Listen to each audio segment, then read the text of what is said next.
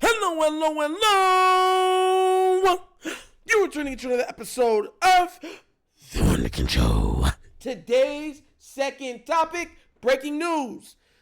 The Baltimore Ravens have finally waived/released Diontae Johnson. Look, guys, yes, it is true. The Ravens waited to let him go. Now, I don't know why it took so long for them to do this. To me, it doesn't make sense. If you already knew that you weren't going to play him again, you could have released him from last week, right? We already knew the writing was on the wall when they said he won't be playing in the next game. They, from both sides, said, we were like, yeah, right, he's done. We already knew what that was.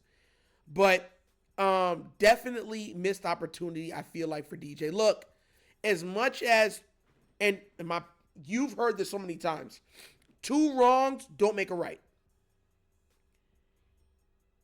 Bateman right now, his foot is hurt. He would have been in line for a crap load of catches on this team. Now, look, I get it. Oh, when Bateman comes back, he wouldn't really be used and such stuff like that. Let me let you understand this right now.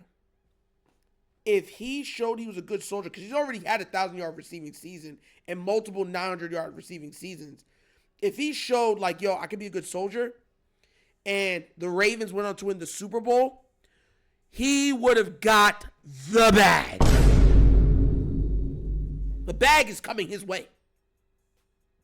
He would have got a ring, and he would have got the bag. Sometimes you can't just play the short game. Sometimes you got to play the long game. And my dad used to say this all the time to me. Just because it feels good in the moment doesn't mean it's good for you in the future. You understand where I'm coming from? And look, I agree. He should have gotten way more targets. He should have been featured more. But what you've done is you've tanked, you know where I'm coming from, your value in the market for your actions. At this point, you're going to be like, look, they traded for me. They don't want to use me. It pisses me off. All right, no problem. You know what I'm saying? Okay. All right. Sometimes you got to bite the bullet. You can't always win every battle. And mind you, this is from somebody that says he should have gotten more targets.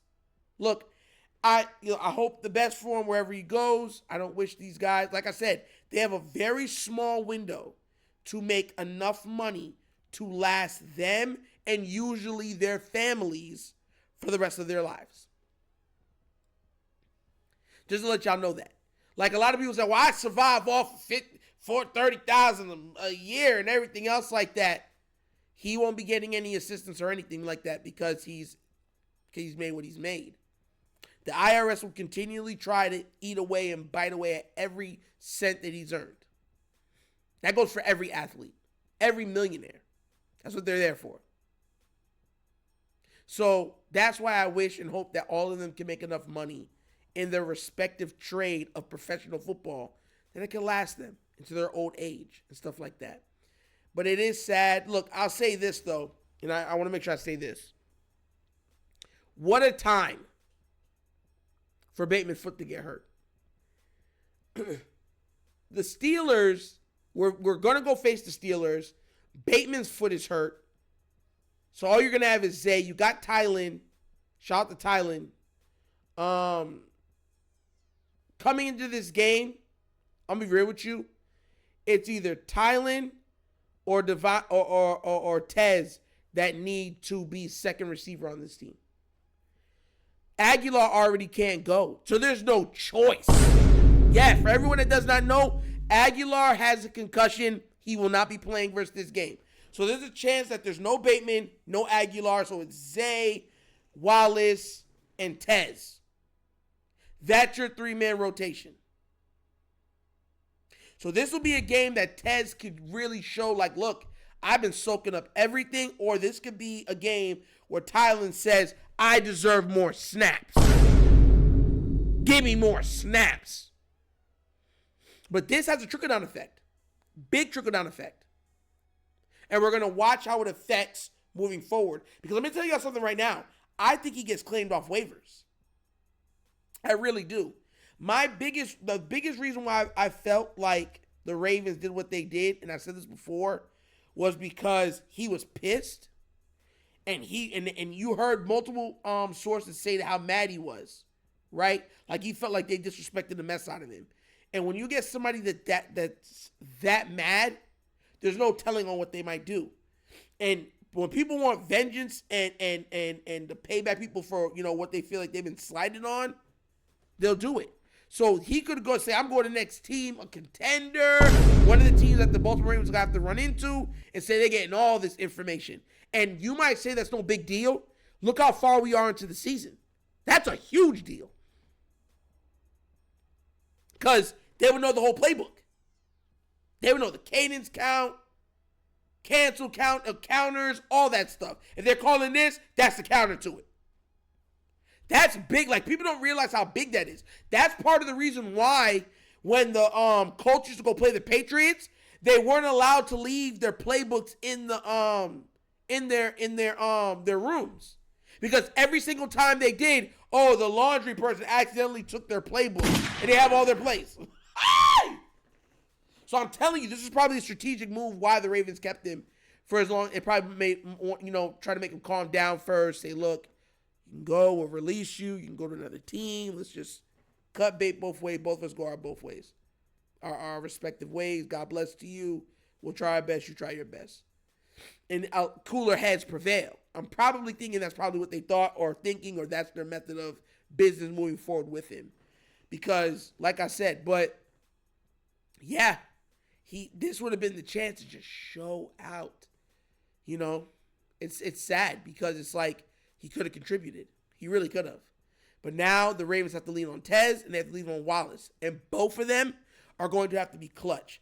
I got money on it that's going to be Wallace. If I had to put money on anything, it's going to be Wallace that probably comes up clutch in this game. Because Wallace has caught, if I'm not mistaken, every pass that's come his way. He has made the most with every single opportunity he's been given. And he has a pendant for making the play at that right time. Not a play, the play. The play that opens up everything, or the play that crushes the opponent, or he just has a pendant for doing that. So I think that he does. Now, do I think Tez gets into it and makes a couple plays? Yeah, I think he does. But once again, I think that this is going to be a game where I think Tylan Wallace scores this game. You know what I'm saying? But it is what it is. I'll give you my predictions for tomorrow. But this is here. He's gone as fast as he came, as fast as he left. Crazy work. Absolutely crazy work. But what do you guys think? Are you happy that they released him? Do you think that it will bite us in the butt moving forward? And do you think that we actually could have used him moving forward? Let me know what you think down in the comment section, please. Because like I said, this is breaking news. But as always, that's an episode of The Wunderkind Show! Thank you for watching. And now we get down, we have fun, and we laugh. But everything we talk about, we're doing what? Facts and truth. Please do remember, like, subscribe, hit the notification bell, leave a comment. You know I love the comments. If you haven't done so already, check out the Wunderkind Show's Patreon. Yes, 3 tiers of content goodness waiting for your consumption. Give it a look, give it a try. Let me know what you think. And if you'd like to donate to this channel, help out with equipment and stuff like that, bottom of the screen, QR code. QR code's to a Cash App. Cash App located in the description of every video that we do. Name of it is $, The Wunderkind Show. Super easy. But once again, it's The Wunderkind Show. This show is not just signing off, and as always, you know my slogan. Peace. And I am out of here. You know how this goes. Yerp! Finish him, Daddy. Da, da, da, da, da, da, da, da, da, da.